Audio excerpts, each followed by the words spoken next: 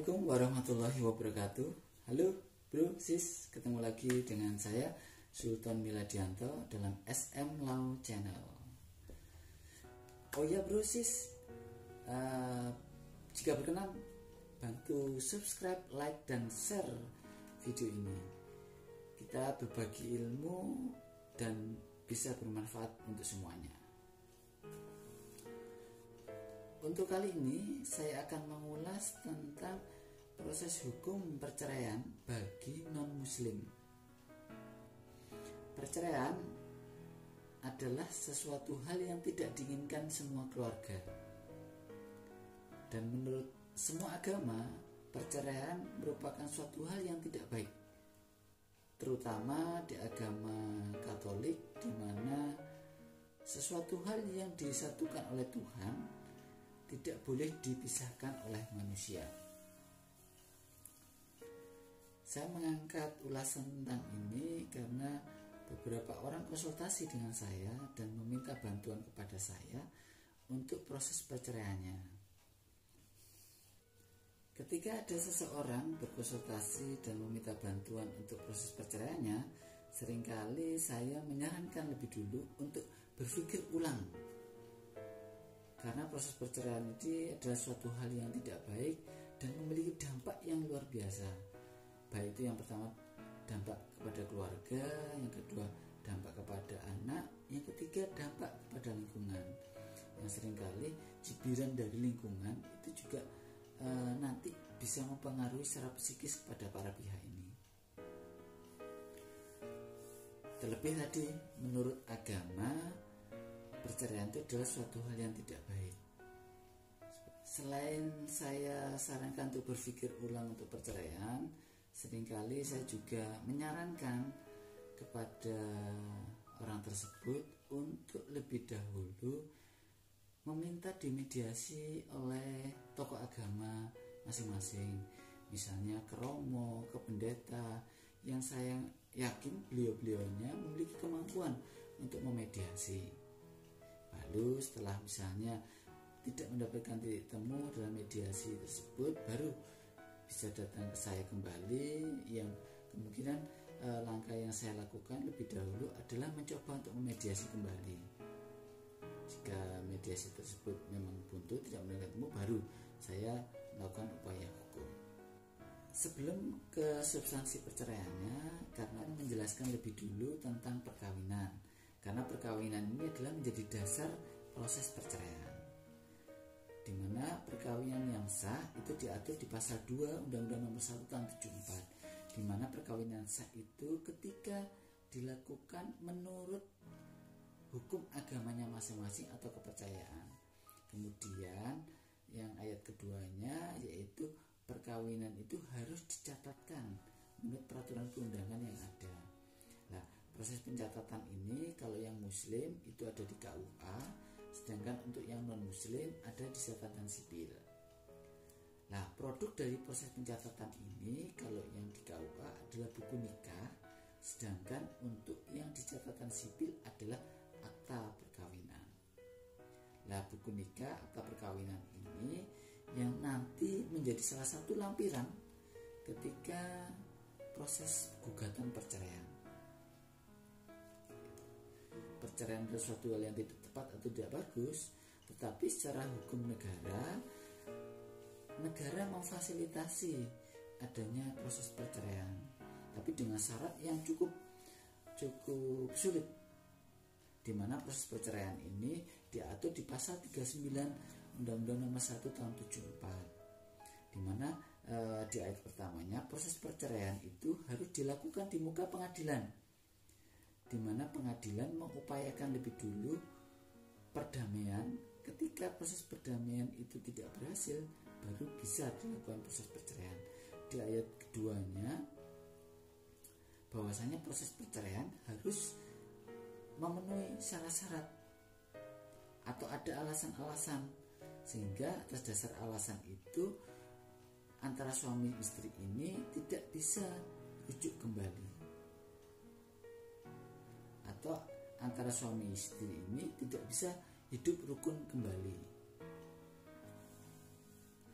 Nah, apa Apa alasan-alasannya? Alasan-alasan ini bisa dilihat di penjelasan pasal 39 Undang-Undang Nomor 1 Tahun 74 atau di PP Nomor 9 Tahun 75, di mana alasan-alasan itu kurang lebih ada 6 alasan, di mana alasan yang pertama itu adalah salah satu baik suami maupun istri melakukan zina, berjudi, mabuk. Hal ini tidak bisa dibenahi atau diperbaiki. Kemudian yang kedua adalah meninggalkan pasangannya lebih dari 2 tahun. Kemudian alasan yang ketiga yaitu salah satu pihak mendapatkan pidana yang hukumannya itu lebih dari 5 tahun. Kemudian yang keempat adalah adanya KDRT, kekerasan dalam rumah tangga. Kemudian yang kelima adanya salah satu pihak memiliki cacat atau penyakit yang karena cacat penyakitnya ini tidak bisa melakukan kewajibannya sebagai suami maupun istri. Kemudian yang keenam adanya percekcokan atau pertengkaran yang terus menerus sehingga tidak terjadi kerukunan rumah tangga. Nah, kemudian untuk teknis kaitannya dengan upaya hukum bagi seseorang yang ingin melakukan gugatan perceraian bisa dilakukan sendiri tanpa pengacara. Yang kedua juga bisa menggunakan pengacara atau advokat untuk mewakili yang bersangkutan. Ketika memang cukup waktu, cukup tenaga, bisa lebih baik dilakukan sendiri proses perceraian itu. Tapi ketika keterbatasan waktu, keterbatasan tenaga, lebih baik menggunakan advokat atau pengacara. Di mana advokat atau pengacara ini saya yakin akan mengupayakan sebaik mungkin untuk kepentingan Anda. Nah, sebagai gambaran proses peradilan tersebut, lupa saya. Untuk proses pengadilannya, untuk yang non-muslim itu proses menggugatnya adalah di pengadilan negeri. Sedangkan untuk yang muslim itu ada di pengadilan agama. Nah, menggugatnya juga harus diperhatikan kompetensi absolut dan relatifnya. Ketika ada suami dan istri, si suami menggugat si istri, yang non muslim secara otomatis menggugatnya di tempat kediaman dari si istri. Tapi kalau si istri yang menggugat si suami, harus di tempat kediaman dari si suami. Sedikit berbeda dari yang muslim. Nanti mungkin yang muslim saya akan ulas kembali di video yang selanjutnya ya. Nah, proses hukumnya garis besarnya seperti ini, di mana para pihak tadi yang ingin menggugat bisa mendatangi pengadilan dengan membawa surat gugatan. Tapi ketika belum membawa surat gugatan atau tidak bisa membuat surat gugatan, bisa minta bantuan kepada posbakum. Jadi di pengadilan itu ada namanya posbakum, di mana di posbakum itu biasanya memfasilitasi, membantu membuat surat gugatan. Dari surat gugatan itu kemudian dibawa ke meja loket yang kemudian nanti akan ditaksir biaya panjer gugatan berapa. Setelah ada taksiran, kemudian yang bersangkutan harus membayar ke bank seperti itu dengan nominal yang sudah ditentukan tadi. Setelah itu ditinggal saja pulang, tinggal menunggu panggilan. 2 atau 3 minggu kemudian biasanya ada panggilan.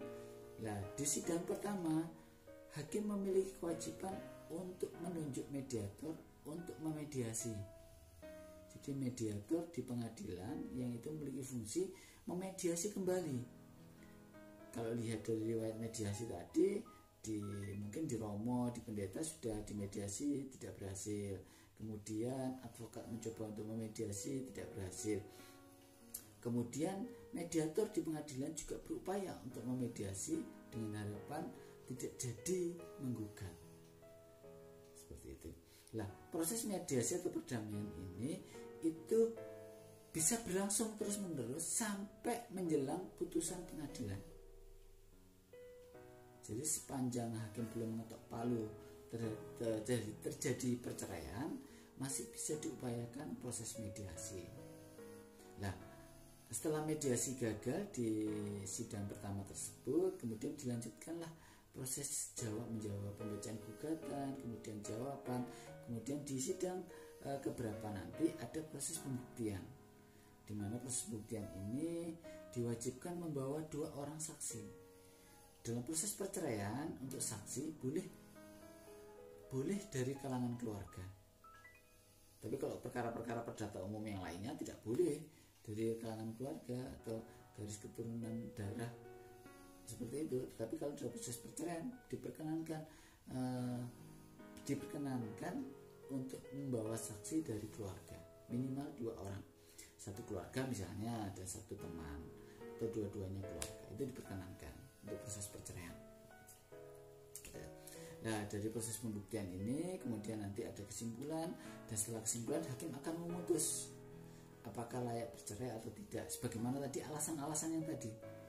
Apakah alasan-alasan tadi terpenuhi? Seperti itu, ketika alasan terpenuhi, biasanya hakim akan memutus adanya perceraian. Setelah itu ada langkah selanjutnya, yaitu akte nikah atau akte perkawinan tersebut dibawalah bersama dengan putusan ke catatan sipil. Nah, oleh catatan sipil lah nanti dikeluarkanlah akte perceraian. Seperti itu. Nah, dari setelah memegang akte perceraian itulah yang dianggap sah secara hukum, bahwasanya memang yang bersangkutan telah bercerai. Dari akta perceraian inilah yang nanti bisa digunakan kembali untuk melakukan perkawinan dengan pihak yang lainnya. Begitulah kurang lebih proses hukum dalam proses perceraian untuk non-muslim. Sekali lagi, perceraian itu bukan suatu hal yang baik. Perceraian itu adalah solusi terakhir ketika upaya-upaya mediasi, upaya-upaya perdamaian, upaya-upaya untuk merukunkan keluarga itu tidak tercapai, baru melangkah kepada namanya perceraian. Begitu ya bro, sis, jangan sampai bercerai. Demikian dari saya, Sultan Miladianto. Kita ketemu lagi di video-video selanjutnya. Wassalamualaikum warahmatullahi wabarakatuh. Ciao.